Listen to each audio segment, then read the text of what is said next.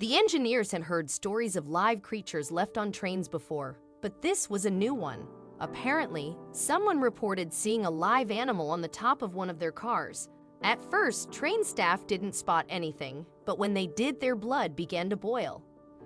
Alan Au and Michael Ortega both work for the Burlington Northern Santa Fe Railway, BNSF. The pair are veterans in their business. Au has 12 years of experience and Ortega more than 20. So you'd be forgiven for thinking they'd seen and heard it all before. However, if their recent experience is anything to go by, the railway lines still have some surprises left. In fact, Au reported one such nasty surprise on Facebook on September 20, 2018. It occurred during a shift he and Ortega had been working on together, albeit in different roles.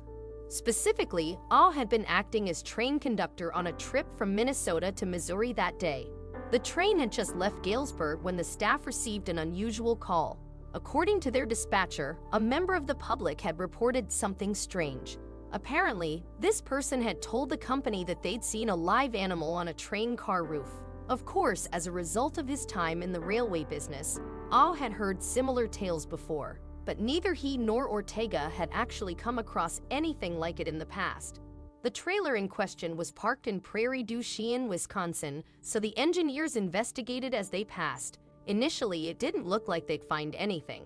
But eventually, they came across a lumber car, which is a flat-top trailer usually reserved for transporting construction materials such as wood or sheetrock.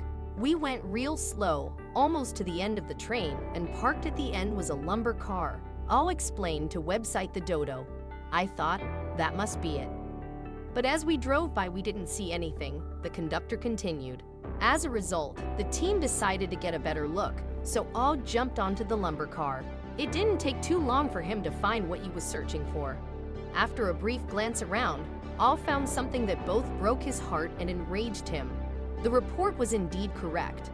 Someone had tied a brown female Labrador Weimaraner cross puppy to one of the car's steel girders. She had no water and very little food. What morsels the dog's owner had provided were unreachable, thanks to a foot-long chain binding her. They had left food for the dog up on the train, Au told the Dodo.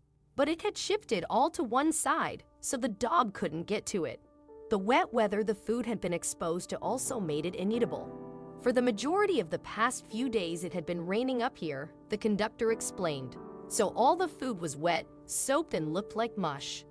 Au couldn't believe what he was seeing, and so called Ortega over to assist him with the pup. The dog's owner had neglected her, leaving the poor pooch exposed to weather extremes. The engineers estimated that she had probably been on the train car for 2 or even 3 days. Au and Ortega didn't know how the dog would respond to them, so they approached her cautiously. However, although she was initially nervous, the engineers needn't have worried. It turned out she was very pleased to see her rescuers, as Ortega later described. Her little tail was wagging, which was amazing after all she'd been through, the engineer told the Dodo. So they unchained the pup and took her back to the warmth of their train. They also provided her with some food and much-needed water. The pup must have been thirsty, since Ortega recalled she drank like crazy. Then it was just a matter of what to do with the abandoned dog. However, Ortega had already decided that one way or another, the dog would find a new home. Ortega discussed the matter with Au, during which he said, "If you don't adopt her, I will." For his part, Au owned 5 dogs and couldn't possibly take on another. So Ortega decided to take the pup home himself. And so the engineer took his new fur baby, whom he named Lulu, to the vets.